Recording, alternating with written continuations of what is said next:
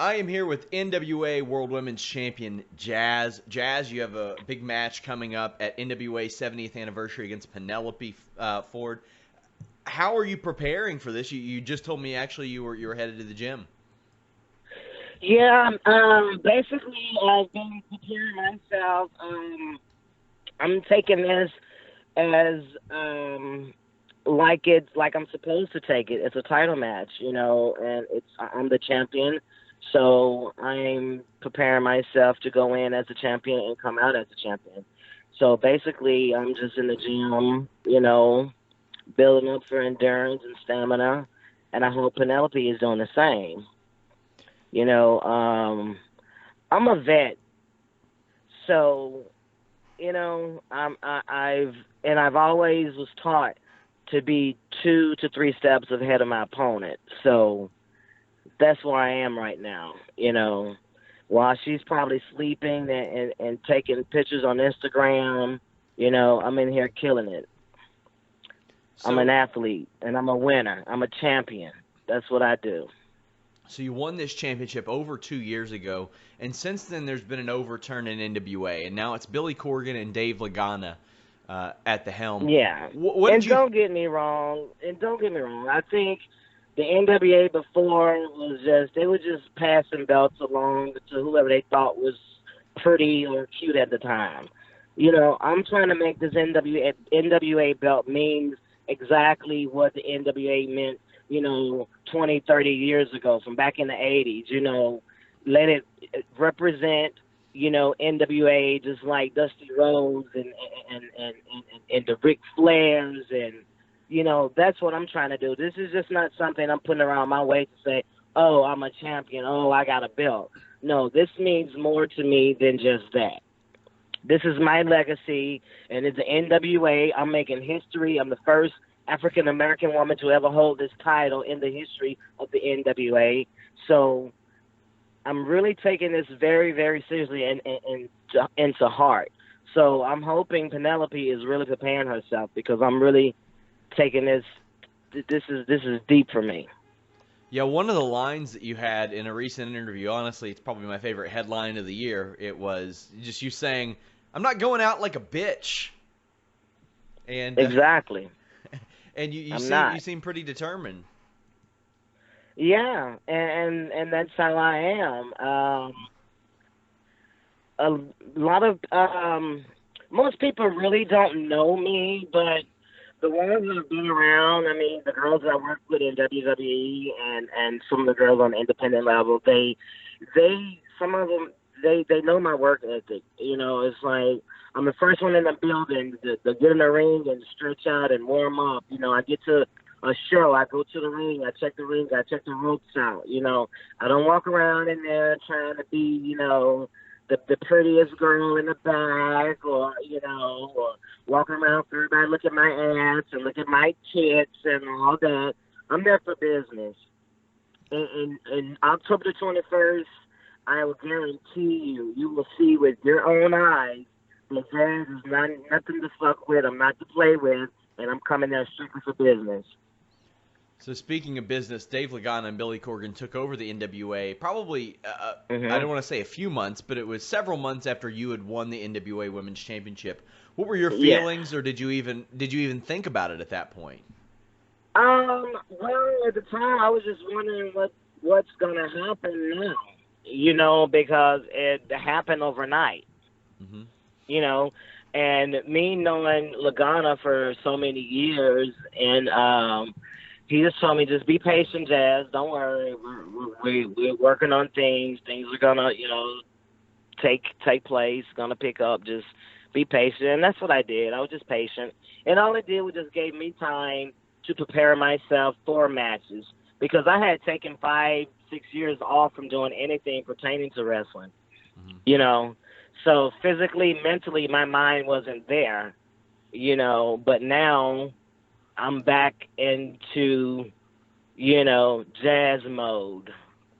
So, first I was just being mommy, going to work, housewife, that's why I was mentally. But now I'm back to, I'm ready to kick some ass and show the people. I'm a 46-year-old grown-ass woman So that alone lets you know I have the experience.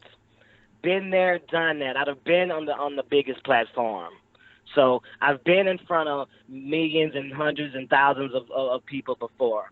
So there's nothing that night that's going to have me intimidated. Nothing. So as you see, I'm not sure how much you had seen at that point, but a lot of people were getting stripped of their championships. You and Tim Storm were the only ones that weren't. When you heard about that, had you already been told ahead of then, hey, we're going to keep the title on you, but we're stripping everybody else? No, I mean, I wasn't told. They told me they were going to keep it on me because they, wanted to do. They had an idea of what they wanted to do, but they didn't tell me they were stripping, belts from everybody. No, I had no clue of that. No, I didn't even ask questions about it. So that's the political side of it. I try not to get involved in that. That's their business. I don't, that's my the side of the fence that I ride on. So yeah, they've made a big deal out of the NWA world title again, and you're a big part of them doing the same with the NWA Women's World Championship. And more than that, you're a familiar name. People know who you are. They've seen you in WWE. They saw you in ECW. How much do you think that plays into this? Well, I hope it plays a lot, because those things you just said, I mean, that's who I am, and that's what I've done. That's what I've accomplished. That's part of my legacy. So, like, that person that you just talked about, been there, done that. I've, been around the world. I've been, like I said, I've been on the biggest platform that you could possibly set foot on. So, therefore, I'm mentally, physically just prepared for this opportunity. It's not going to be like, my nerves and butterflies and it's going to be 80,000 people there. No. Only thing on my mind is going in with aggression and intensity to kick shit out of Penelope Ford and Wyra game and walk out that ring with my title.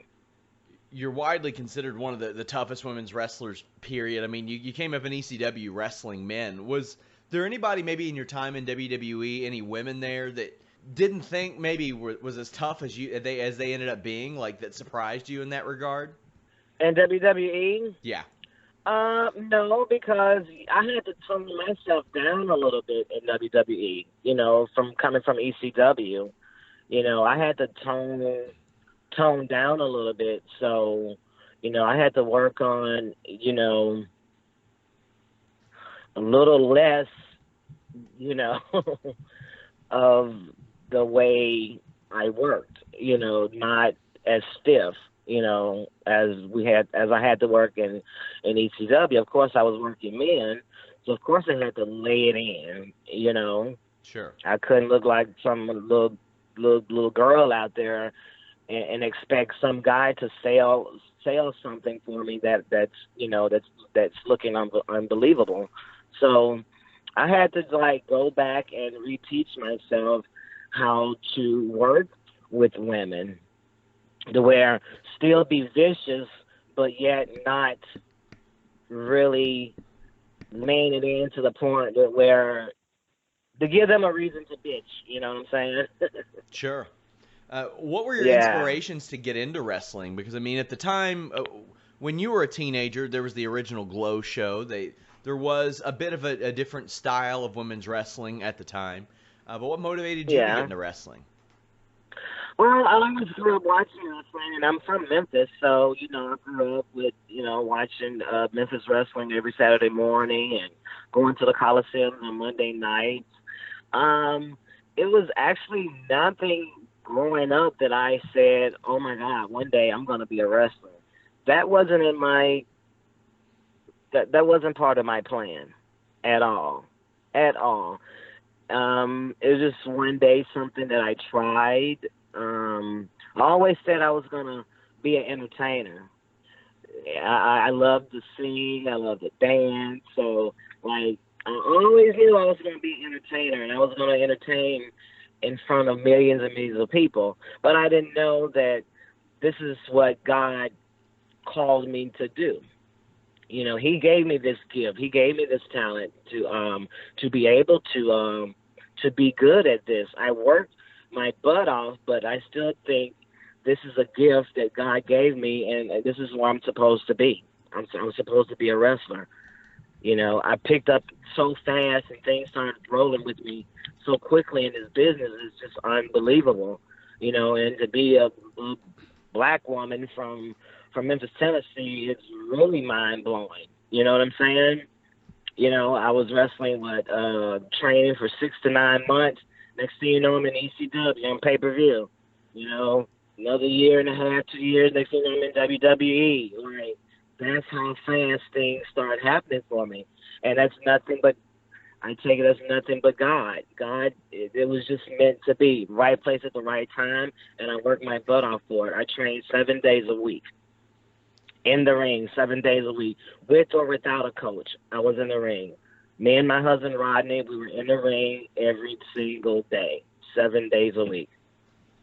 So as we start to wrap up, I have a bit of an old school question for you. I know that WWE had brought you back in for the relaunch of ECW, and I know you worked a few matches there. Why did nothing come of that? What were you told? Because I was getting over as a face. You know, but I'm like, fuck, that's my home. That's where I come from. That was the birth of jazz. Those are my people.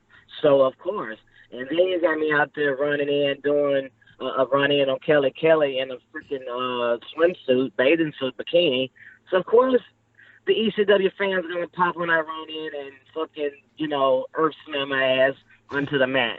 What you expect? You know? ECW, ECW, ECW. It's not my fault, you know, but I was told, well, you're not there's a face. You're supposed to be a heel. I'm like, you're going the wrong route with it then. You can't have me come out here and beat the crap out of Kelly Kelly in a bikini with the ECW fans and not expect me to get a babyface pop. Like, it's not going to happen. Because I was a babyface in ECW in the last few months, the last year. I went in as a heel with Jason and his entourage, but once I started wrestling, you know, I turned face. Jazz, I want to thank you so much for joining me. NWA 70th anniversary, you're taking on Penelope Ford. Also, Cody versus Nick Aldis is on the show. There's a tag team open challenge on the show. The National Heavyweight Championship Tournament is going on there. It's a big show, and I encourage everybody to check it out. We're going to do a live post-show. But, Jazz, anything else you want to let the people know before we go? I just want to let the people know you're going to be in for a big surprise. Don't count Jazz out at all. I'm here, and I'm here to stay. That's all I got to say. NWA 70 anniversary, October the 21st. Please be there. If not, tune in or the pay-per-view, FITE TV, because I promise you, it will not be a letdown.